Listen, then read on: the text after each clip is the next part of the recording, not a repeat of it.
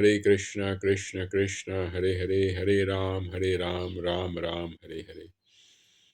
अब इस प्रकार से हमने 17 वीडियोस किए 10-10 मिनट के भागवत महापुराण पे। अब हम 18वें वीडियो पे आ गए हैं।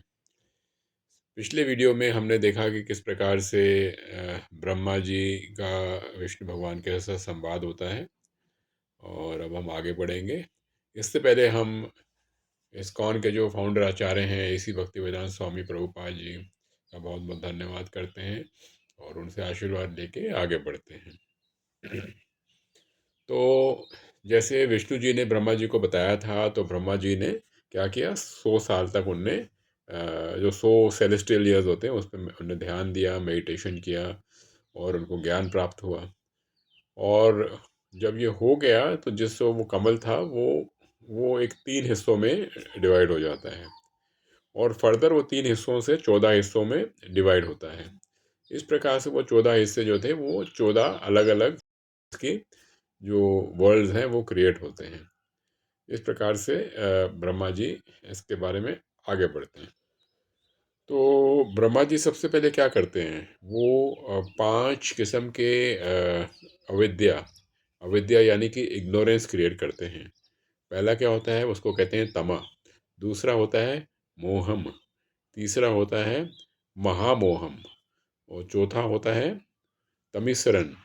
और पांचवा जो होता है अनध तमिसरन। ये जो 5 बनाते हैं इग्नोरेंस, जिसकी वजह से कि जो जीव होता है वो अलग अलग किस्म की दुखों के साथ वो जुड़ जाता है। तो ये जो करना ज़रूरी था, क्योंकि इसके लिए क्रिएशन के लिए ज़रूरी था।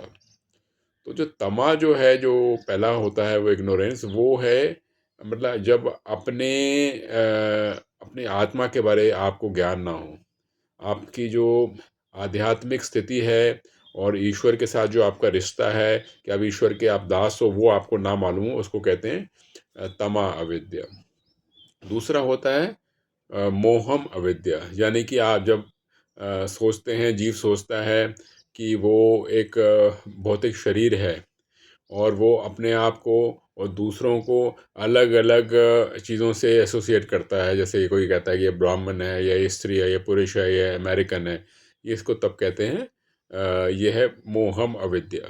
तीसरा जो है वो है महामोहम।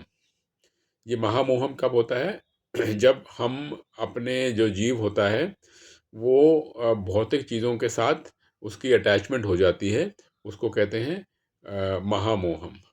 चौथा जो होता है वो है तमिसरम। तमिसरम यानी कि जब क्रोध आता है, उसको उसको कहते हैं तमिसरम। और जो पांचवा होता है वो होता है अंध तमिसरम।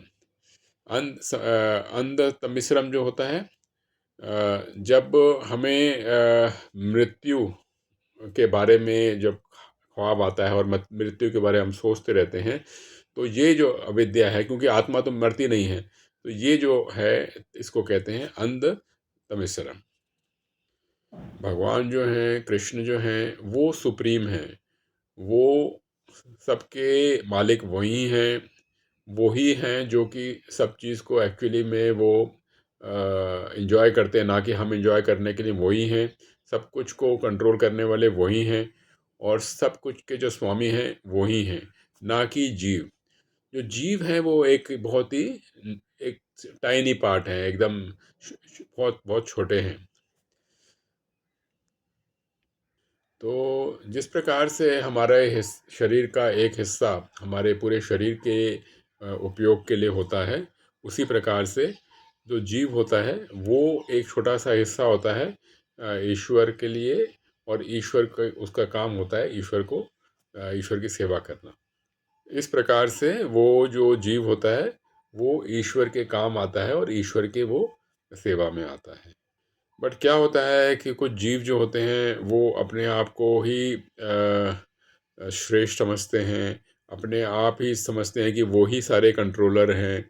वो ही समझते हैं कि अपने आप वो ही स्वामी हैं, और वो ही समझते हैं कि वो ही एंजॉयर हैं, और वो ही समझते हैं कि वो सबके मालिक भी वही हैं। तो इस प्रकार से जीव को जो है गलत एक किस्म से भ्रम हो जाता है। फिर क्या होता है, वो जो जीव होता है वो ये भूल जाता है कि वो ईश्वर का दास है, और अपने आप को वो इंडिपेंडेंट पोजीशन में देखने लगता है। तो इस प्रकार से वो भूल जाता है कि उसकी एक्चुअल में क्या स्थिति है।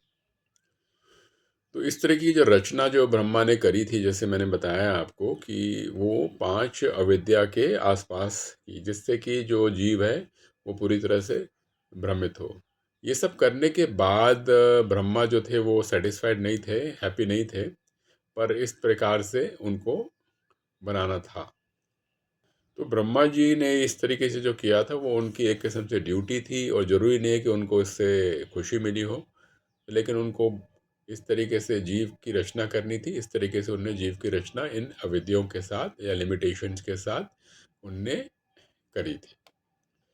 तो जो आत्माएं होती हैं वो, उनकी इच्छाएं ऐसी होती हैं, और प्रबल इच्छाओं को पूरा करने के लिए भगवान को इस प्रकार की सृष्टि और इस प्रकार की अविद्या, यानी कि इग्नोरेंस बनानी पड़ती है। पर ब्रह्मा जी जो थे वो संतुष्ट नहीं थे, तो उनने फिर से ध्यान किया, और ध्यान करने के बाद उनने 4 कुमारों को उत्पन्न किया, जो कि 4 कुमार क्या थे, वो विद्या के एक किस्म से प्रतीक थे। ये उनने 4 कुमारों को ब्रह्मा जी ने कहा कि आप कृपया करके इस प्रकार से रचना कीजिए ताकि संतान उत्पन्न हो। पर जो 4 कुमार थे उनने ये कार्य करने से मना कर दिया, और 4 कुमारों ने कहा कि वो हमेशा के लिए ब्रह्मचारी का पालन करेंगे। तो 4 कुमारों से हम लोग को ये शिक्षा मिलती है कि जो लोग सच में ईश्वर की भक्ति में लगे रहते हैं वो भौतिक जग से दूर ही रहना चाहते हैं, वो फैमिली लाइफ से दूर ही रहना चाहते हैं, और हो सकता है संतान उत्पत्ति से भी एक किस्म से दूर रहना चाहते हैं। तो 4 कुमार ने इस प्रकार से जो मना कर दिया, तो ब्रह्मा जी रुष्ट हो गए, निराश हो गए, क्योंकि उनको तो सृष्टि बनानी थी। उनको भगवान ने यही बोला था कि सृष्टि की रचना करें, और सृष्टि की रचना तब तक नहीं हो सकती जब तक आप और मनुष्य जाति आगे ना बढ़े, उनकी संतानें ना हों। तो ब्रह्मा जी काफ़ी रुष्ट हो गए थे, क्रोधित भी थे, और फिर उनने यज्ञ किया, उन्हें हम तपस्या करी, और उनके आँखों के आईब्रोज के बीच में से एक जो बालक था उसका उत्पन्न हुआ, जो कि बालक नीले और लाल रंग का था, और उसको रुद्र कहते हैं, जो जो कि रुद्र अवतार उनका हुआ। तो ब्रह्मा जी ने रुद्र अवतार को रहने के लिए 11 स्थान दिए। वो जो 11 स्थान थे वो थे हृदय, और इंद्रियां, जो हवा है, आसमान है, जल है, अग्नि है, पृथ्वी है, चंद्रमा है, सूर्य है, और तपस्या है। ये 11 स्थान रुद्र को रहने के लिए ब्रह्मा ने स्थापित किए। और ब्रह्मा ने क्या किया, उनको 11 रानियां भी दी, और 11 रानियों का नाम था रुद्र रानी, और उनसे चेष्टा करी कि कृपया करके आप संतान की उत्पत्ति करें। तो इस प्रकार से जो संतान की उत्पत्ति रुद्रा ने की, लेकिन जो रुद्रा ने जो संतान की उत्पत्ति करी, उनने पूरी पृथ्वी को रचना की जगह उनने क्या किया, पृथ्वी का नाश करना शुरू किया। तो इस प्रकार से क्या हुआ, जो ब्रह्मा थे वो एक किस्म से और रुष्ट हो गए, नाराज हो गए, और क्रोधित भी हो गए। तो इस प्रकार से ब्रह्मा ने रुद्र को रोका और बोला कि आप कृपया करके जंगल में जाके क्या करें, तपस्या करें।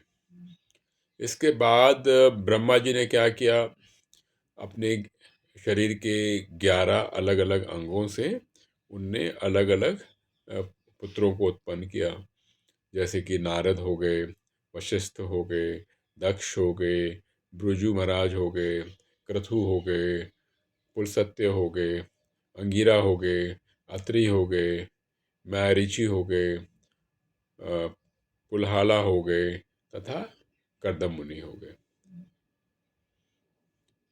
तो नारद मुनि को छोड़ के बाकी के जो 10 थे वो उनने क्या किया, अपने आप को पूरे ब्रह्मांड की आबादी को बढ़ाने का कार्य शुरू किया। हरे कृष्ण कृष्ण कृष्ण हरे हरे, हरे राम राम राम हरे हरे।